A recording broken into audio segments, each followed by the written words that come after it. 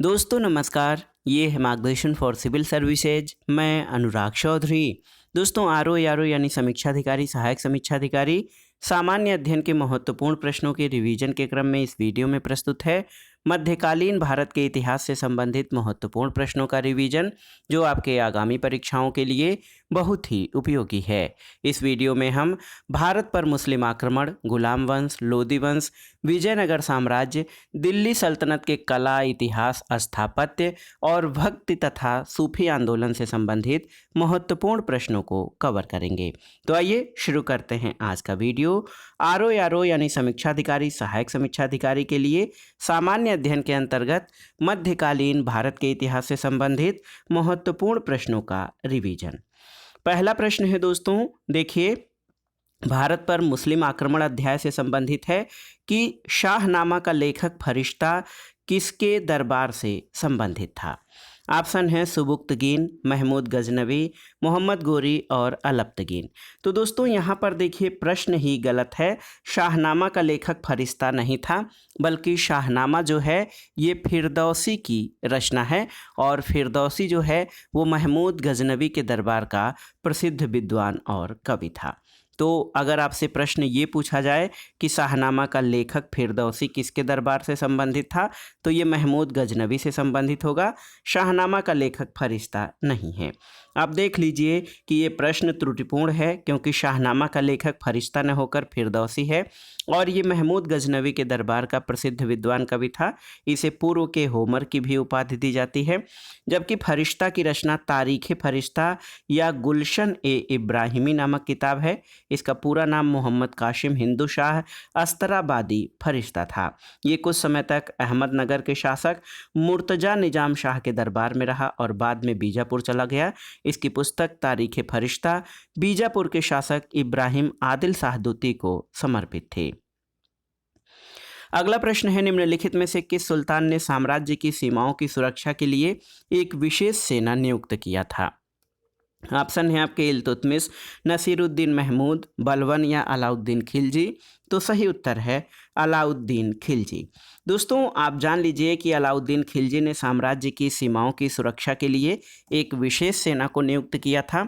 इसने सीमा प्रांतों की सुरक्षा के लिए सैनिकों की संख्या बढ़ाने, प्रशासन को व्यवस्थित करने के लिए सीमावर्ती किलों की मरम्मत करवाई थी।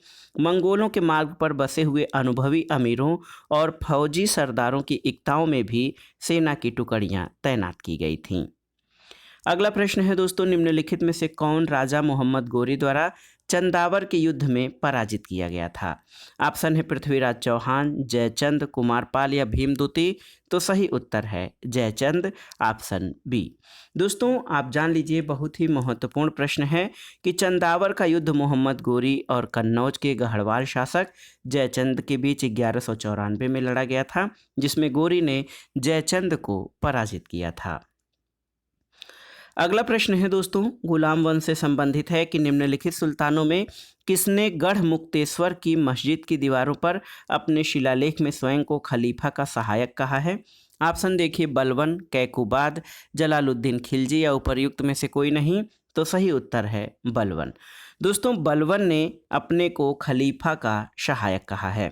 बलवन ने दोस्तों गढ़ मुक्तेश्वर के मस्जिद का निर्माण करवाया। इसकी दीवारों पर उत्कीर्ण शिलालेख पर स्वयं को खलीफा का सहायक कहा है। अगला प्रश्न है, निम्नलिखित में से कौन सी इल्तुतमिश के राज्यकाल में सल्तनत की इकाई थी। आप देखिए, आगरा, लाहौर, बदायूं या दिल्ली। तो सही उत्तर है दिल्ली। दोस्तों कुतुबुद्दीन ऐबक की मृत्यु के बाद 1211 में इल्तुतमिश दिल्ली सल्तनत की गद्दी पर बैठा और शीघ्र ही उसने राजधानी लाहौर से दिल्ली स्थानांतरित किया। चूंकि प्रश्न में राज्यकाल में राजधानी पूछा गया है, तो इसलिए उत्तर आपका दिल्ली होगा। देखिए, खिलजी वंश से संबंधित है एक प्रश्न। यहाँ पर सूची 1 का सूची 2 से सुमेलन कराना है और दिए गए कूट के आधार पर सही उत्तर का चयन करना है। रणथंभौर, देखिए यहाँ पर सूची 1 और उनके शासक हैं। रणथंभौर ये हमीर देव से संबंधित था। चित्तौड़गढ़ राजा रतन सिंह इसके शासक थे। देवगिरी राजा राय रामचंद्र और गुजरात कर्णदेव। तो सही सुमेलन 3 4 2 और 1 हो जाएगा। यहाँ पर 3 4 2 और 1, ऑप्शन डी इस प्रश्न का सही उत्तर हो जाएगा। अगला प्रश्न है दोस्तों, दिल्ली सल्तनत के किस शासक ने अपने आप को खलीफा घोषित कर लिया था? ऑप्शन है बलवन, अलाउद्दीन खिलजी, मुबारक खिलजी या मोहम्मद बिन तुगलक। तो सही उत्तर है मुबारक खिलजी ने। दोस्तों, अलाउद्दीन खिलजी की मृत्यु के बाद मलिक काफूर ने मुबारक खिलजी को कैद कर कारावास में डाल दिया था। बाद में कैद से मुक्त होकर वो सुल्तान बना। उसने स्वयं को खलीफा घोषित कर दिया और अल उल इमाम तथा खलीफुतुल्लाह की उपाधि धारण की थी। अगला प्रश्न है दोस्तों, निम्नलिखित में से किस शासक ने दीवाने अमीर कोही विभाग की स्थापना की थी? आपको बताना है। तो सही उत्तर है मोहम्मद बिन तुगलक ने। दोस्तों, मोहम्मद बिन तुगलक ने कृषि की उन्नति के लिए एक नए विभाग दीवाने अमीर कोही की स्थापना की थी और इस विभाग का मुख्य कार्य कृषकों को प्रत्यक्ष सहायता देकर अधिक भूमि कृषि कार्य के अधीन लाना था। तो याद रखिएगा, दीवाने अमीर कोही ये कृषि विभाग की स्थापना मोहम्मद बिन तुगलक के द्वारा की गई थी। अगला प्रश्न है, बेरोजगारों की सहायता के लिए दिल्ली के किस सुल्तान ने रोजगार कार्यालय की स्थापना की थी? तो उत्तर है फिरोज शाह तुगलक ने। ऑप्शन डी आपका सही उत्तर हो जाएगा। दोस्तों, फिरोज शाह तुगलक ने अपने सामान्य जन की भलाई के लिए कुछ परोपकार किए। नियुक्ति के लिए एक रोजगार दफ्तर खोलकर प्रत्येक मनुष्य के गुण और योग्यता की पूरी जांच पड़ताल के बाद अधिक से अधिक लोगों को नियुक्ति देकर उसने बेरोजगारी की समस्या को हल करने का प्रयास किया था। अगला प्रश्न है, सबसे पहले लोक निर्माण विभाग की स्थापना किसने की थी? ऑप्शन देखिए, इल्तुतमिश, बलवन, अलाउद्दीन खिलजी या फिरोज शाह तुगलक ने। तो सही उत्तर है सबसे पहले लोक निर्माण विभाग की स्थापना फिरोज शाह तुगलक द्वारा की गई थी। और याद रखिएगा, सल्तनत काल में सबसे पहले फिरोज शाह तुगलक ने लोक निर्माण विभाग की स्थापना की। कहा जाता है कि फिरोज ने 300 नए नगरों का निर्माण करवाया। उसके द्वारा बसाए गए नगरों में फतेहाबाद, हिसार, फिरोजपुर, जौनपुर और फिरोजाबाद प्रमुख थे। लोदी वंश से संबंधित प्रश्नों को आइए देखते हैं। किसने आगरा की स्थापना की थी? तो बहुत ही आसान सा प्रश्न है, आप जानते हैं सिकंदर लोदी ने। दोस्तों, सिकंदर लोदी ने आगरा की स्थापना की थी। सिकंदर लोदी लोदी वंश का महत्वपूर्ण शासक था। बहलोल लोदी ने अपनी मृत्यु के पहले ही अपने तीसरे पुत्र निजाम खां को अपना उत्तराधिकारी नियुक्त किया था, लेकिन कुछ सरदारों ने इसका विरोध किया, जिसका मुख्य कारण ये था कि निजाम खां की मां जयबंद एक सुनार की पुत्री थी। कुछ शक्तिशाली सरदारों ने निजाम खां का साथ दिया और जुलाई 1489 में निजाम खां सुल्तान सिकंदर शाह के नाम से सिंहासन पर बैठा। वो लोदी वंश का महानतम शासक था। 1504 में सिकंदर लोदी ने राजस्थान के शासकों पर नियंत्रण के ध्येय से यमुना नदी के किनारे आगरा नामक नवीन नया नगर बसाया और इसे अपनी राजधानी घोषित किया। सिकंदर शाह अत्यधिक परिश्रमी शासक था। उसने कृषि और व्यापार की उन्नति के लिए प्रयत्न किए। नाप का पैमाना गजे सिकंदरी उसी के समय आरंभ हुआ था। उसने निर्धनों के लिए मुफ्त भोजन की व्यवस्था की। वो शिक्षित और विद्वान था। उसके स्वयं के आदेश से एक आयुर्वेदिक ग्रंथ का फारसी में अनुवाद किया गया, जिसका नाम फरहंगे सिकंदरी रखा गया। उसके समय में गायन विद्या के श्रेष्ठ ग्रंथ लज्जत ए सिकंदर शाही की रचना हुई और सिकंदर लोदी शहनाई सुनने का बहुत शौकीन था। वो गुलरुखी उपनाम से कविताएं लिखता था। अगला प्रश्न है दोस्तों, निम्नलिखित सुल्तानों में कौन अन्न के ऊपर कर समाप्त करने के लिए जाना जाता है? तो महत्वपूर्ण है दोस्तों, ये सिकंदर लोदी था। और आप जान लीजिए, सिकंदर लोदी ने भूमि के मापन के लिए एक समान गज का प्रचलन किया, जो गज ए सिकंदरी के नाम से प्रसिद्ध हुआ। इस गज का प्रयोग कालांतर में शेरशाह और अकबर ने अपने शासनकाल में किया। सुल्तान सिकंदर लोदी ने अनाज से जकात यानी मुस्लिमों से लिया जाने वाला संपत्ति कर समाप्त कर दिया और सभी इतिहासकार उसके शासनकाल में सल्तनत की समृद्धि का वर्णन करते हैं। अगला प्रश्न देखिए, विजयनगर साम्राज्य से संबंधित है। कृष्णदेव राय के दरबार में अष्ट दिग्गज कौन थे? तो आप जानते हैं 8 तेलुगु कवि। और ये बहुत ही महत्वपूर्ण है दोस्तों। कृष्णदेव राय का शासनकाल विजयनगर में तेलुगु साहित्य का क्लासिकी युग माना जाता है। कृष्णदेव राय ने आंध्र भोज की उपाधि धारण की थी। उसके दरबार को तेलुगु के 8 महान विद्वान और कवि, जिन्हें अष्टदिग्गज कहा जाता है, सुशोभित करते थे। इसके शासनकाल में तेलुगु का जो है तेलुगु साहित्य का स्वर्ण युग भी कहा जाता है। अष्टदिग्गज तेलुगु कवियों में पेड्डाना सबसे प्रमुख थे, जो संस्कृत और तेलुगु दोनों भाषाओं का ज्ञाता था। उसकी प्रमुख रचनाएं स्वारोचित संभव और मनुचरित हैं। कृष्णदेव राय स्वयं एक उत्कृष्ट कवि और लेखक थे। उनकी रचना आमुक्तमाल्यद थी, जो तेलुगु भाषा के महाकाव्यों में से एक है। इसके अतिरिक्त कृष्णदेव राय को कला और निर्माण कार्य में भी रुचि थी। उसने नागलपुर नामक नगर की स्थापना की। उसके समय में पुर्तगाली यात्री डोमिंगो पायस ने विजयनगर साम्राज्य की यात्रा की थी और बाबर ने अपनी आत्मकथा में कृष्णदेव राय को भारत का सबसे शक्तिशाली शासक बताया है। अगला प्रश्न है, प्रसिद्ध विजयनगर शासक कृष्णदेव राय के अधीन किस साहित्य का स्वर्ण युग था? तो ये था तमिल साहित्य का स्वर्ण युग। बहुत ही महत्वपूर्ण प्रश्न है। अगला प्रश्न है दोस्तों, तमिल नहीं दोस्तों, जान लीजिए तेलुगु साहित्य का स्वर्णकाल था विजयनगर साम्राज्य कृष्णदेव राय के शासनकाल में। अगला प्रश्न है दोस्तों, अब्दुल रज्जाक विजयनगर आया था कब? तो आप जान लीजिए, अब्दुल रज्जाक विजयनगर देवराय द्वितीय के शासनकाल में आया था। अब्दुल रज्जाक एक फारसी राजदूत था जो विजयनगर साम्राज्य के संगम वंश के पहले प्रतापी शासक देवराय द्वितीय 1422 से 1446 के शासनकाल में विजयनगर आया था। अब आइए दिल्ली सल्तनत के कला, इतिहास और स्थापत्य के बारे में जानते हैं। पहला प्रश्न है दोस्तों, निम्नलिखित में से किसने कुतुब मीनार निर्माण में योगदान नहीं दिया है? कुतुबुद्दीन ऐबक, इल्तुतमिश, अलाउद्दीन खिलजी या फिरोज शाह तुगलक? तो सही उत्तर है अलाउद्दीन खिलजी ने। दोस्तों आप जानते हैं कि कुतुब मीनार का निर्माण कुतुबुद्दीन ऐबक ने प्रारंभ करवाया। सुल्तान इल्तुतमिश के काल में इसका निर्माण कार्य पूरा हुआ और प्रसिद्ध सूफी ख्वाजा कुतुबुद्दीन बख्तियार काकी के नाम पे इसका नाम कुतुब मीनार रखा गया था। ये गोलाकार और 5 मंजिली इमारत है। फिरोज शाह तुगलक के शासनकाल में इसकी चौथी मंजिल को काफ़ी हानि पहुंची थी, जिस कारण फिरोज ने चौथी मंजिल का पुनर्निर्माण के साथ साथ 5वीं मंजिल का भी निर्माण करवाया और इस तरह कुतुब मीनार में 4 मंजिलों के स्थान पर 5 मंजिलें बन गई, जो आज भी विद्यमान हैं।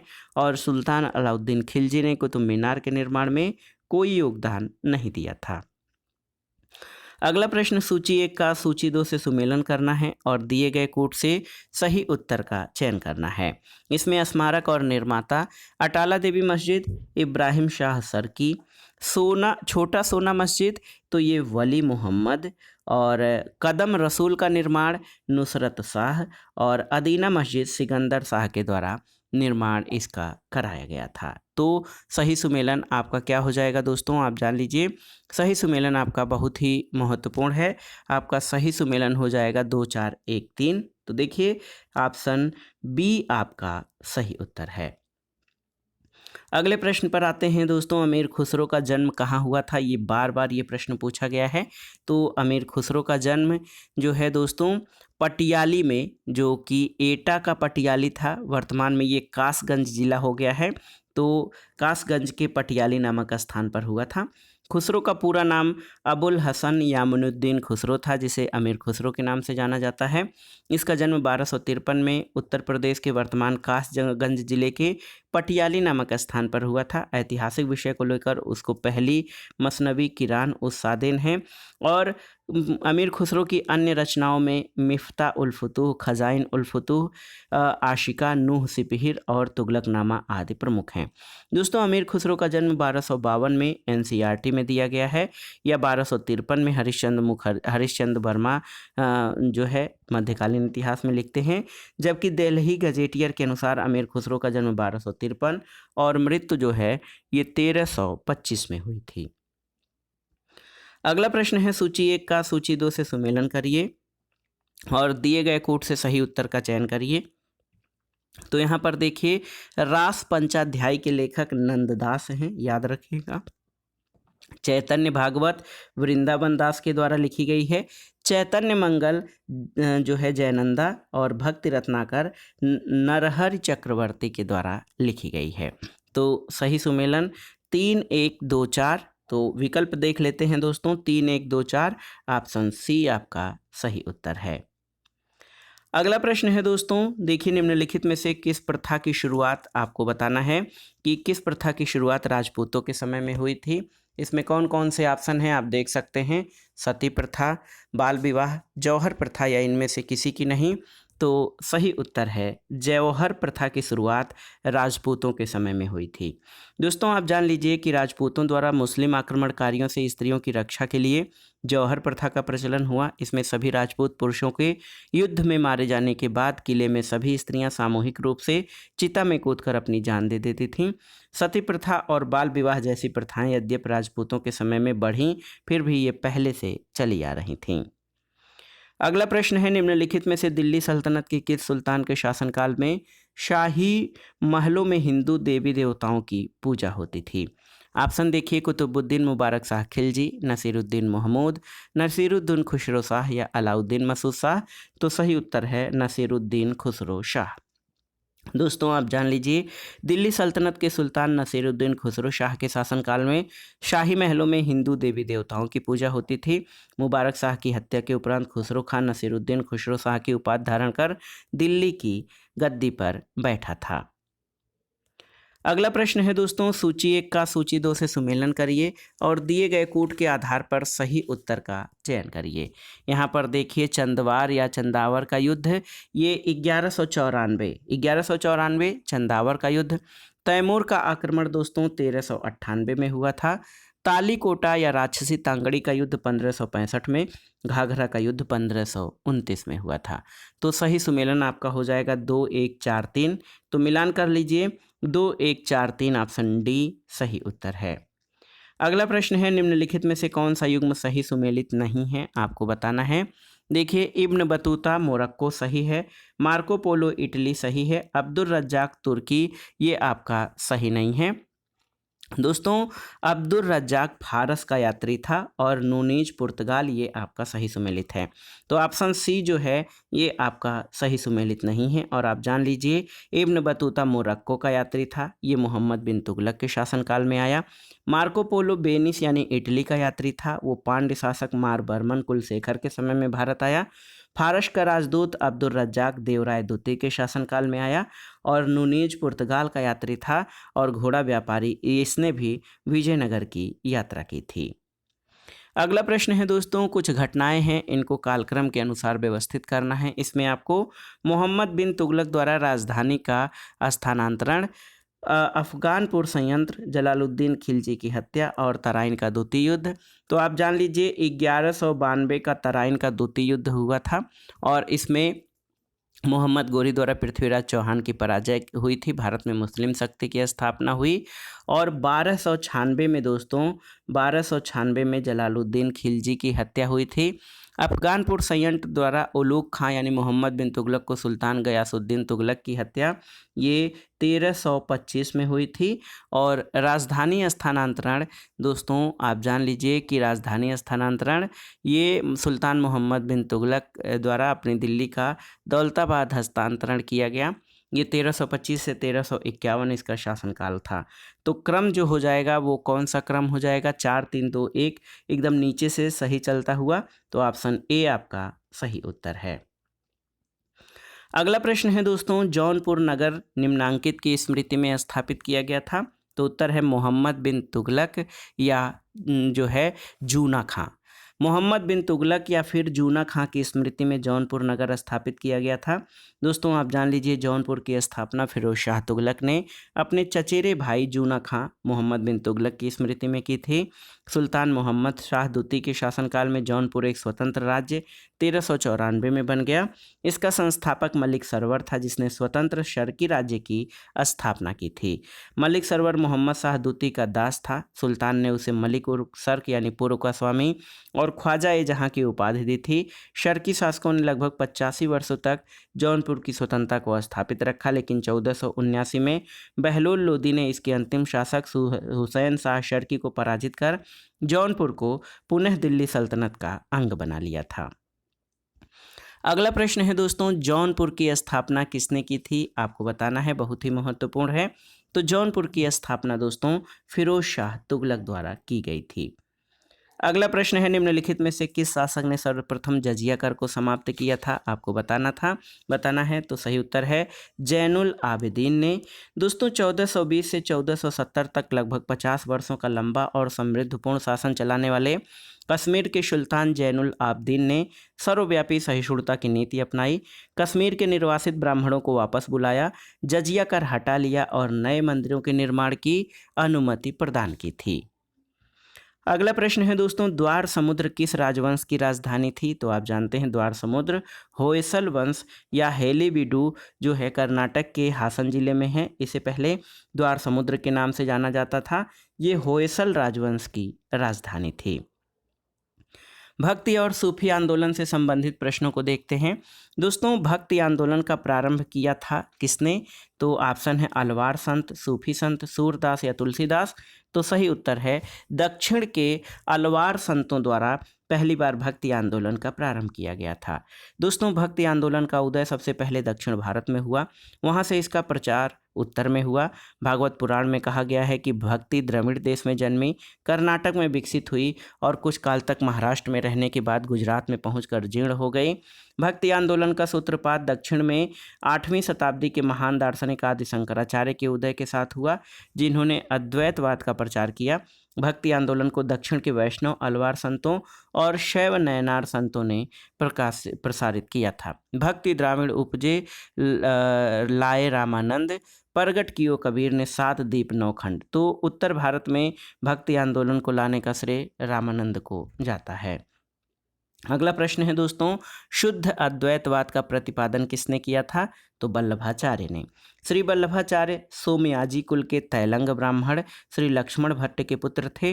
परंपरा के अनुसार इन्होंने रुद्र संप्रदाय के प्रवर्तक विष्णु स्वामी के मत का अनुसरण और विकास करके अपना शुद्धाद्वैत मत यानी शुद्ध अद्वैतवाद या पुष्टि मार्ग प्रतिष्ठित किया। ये अग्नि के अवतार माने जाते हैं।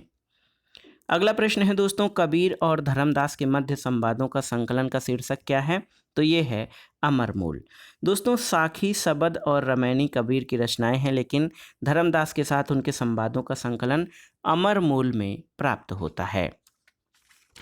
अगले प्रश्न पर आते हैं। महत्वपूर्ण प्रश्न है, कौन इस्लाम से प्रभावित था? आपको बताना है। चैतन्य, मीराबाई, नामदेव या वल्लभाचार्य? तो सही उत्तर है नामदेव। दोस्तों महाराष्ट्र में भक्ति आंदोलन को लोकप्रिय बनाने में नामदेव की महत्वपूर्ण भूमिका थी। इनका जन्म 1270 में नरसी में हुआ था। इनके गुरु ज्ञानेश्वर थे। नामदेव वारकरी संप्रदाय से संबंधित थे। भक्ति आंदोलन के संतों में नामदेव इस्लाम से अत्यधिक प्रभावित थे। ये मूर्ति पूजा, व्रत, उपवास, तीर्थयात्रा और कठोर शारीरिक साधना मार्ग के विरुद्ध थे। अगला प्रश्न है, रामचरितमानस नामक ग्रंथ के रचयिता कौन थे? तो उत्तर है तुलसीदास। अगला प्रश्न है दोस्तों, निम्नलिखित सूफीवाद के सिलसिलों में कौन संगीत के विरुद्ध था? चिश्तिया, सोहरावर्दिया, कादरिया या नक्शबंदिया? तो सही उत्तर क्या है? नक्शबंदिया सिलसिला दोस्तों ये संगीत के विरुद्ध था। नक्शबंदी सिलसिले की स्थापना 14वीं सदी में ख्वाजा बहाउद्दीन नक्शबंद ने की थी। ख्वाजा ख्वांद महमूद इस शाखा के एक प्रमुख संत थे जो भारत आए और कश्मीर को अपना केंद्र बनाए, लेकिन भारत में इस शाखा का मुख्यतः प्रसार 16वीं-17वीं सदी में ख्वाजा बाकी बिल्लाह द्वारा किया गया, जो अपने गुरु की आज्ञा से काबुल से आए थे। शेख अहमद सरहिंदी इनके मुख्य शिष्य थे, जो मुजद्दिद यानी इस्लाम धर्म के सुधारक के नाम से प्रख्यात हैं। ये सिलसिला समा या संगीत के विरुद्ध था। सूफियों में ये सबसे अधिक कट्टरवादी सिलसिला था। इन्होंने अकबर की उदार नीतियों का विरोध किया। औरंगजेब इसी सूफी सिलसिले का अनुयायी था। अगला प्रश्न है, निम्नलिखित सूफियों में से किसने कृष्ण को औलिया के रूप में माना था? आपको बताना है। तो सही उत्तर क्या हो जाएगा? दोस्तों सही उत्तर हो जाएगा ये शाह मोहम्मद गौश। आप जान लीजिए सूफी संत शाह मोहम्मद गौश ने कृष्ण को औलिया के रूप में स्वीकार किया। वो सत्तारी सिलसिले के सबसे प्रसिद्ध संत थे। मुगल बादशाह हुमायूं और तानसेन से उनका घनिष्ठ संबंध था। मोहम्मद गौस की प्रसिद्ध रचना जवाहिर ए खम्स है, जिसमें उन्होंने अपनी आध्यात्मिक खोज को अभिव्यक्त किया है। उन्होंने हठ योग की एक पुस्तक अमृत कुंड का अनुवाद बहर उल हयात के नाम से किया। सत्तारी संतों ने हिंदू और मुसलमानों के धार्मिक विचारों और रीतियों में समानता दिखाकर उन्हें निकट लाने का प्रयास किया था। अगला प्रश्न है ख्वाजा मोइनुद्दीन चिश्ती किसके शिष्य थे? तो उत्तर है ख्वाजा उस्मान हारूनी के। याद रखिएगा, ख्वाजा मोइनुद्दीन चिश्ती का जन्म अफगानिस्तान के दक्षिणी प्रांत साजिस्तान या सिस्तान में लगभग 1138-39 में हुआ था। बाद में अपने माता पिता के साथ वे खुरासान प्रांत में बस गए। निशापुर के हारून में ख्वाजा मोइनुद्दीन चिश्ती ख्वाजा उस्मान हारूनी के शिष्य बने थे।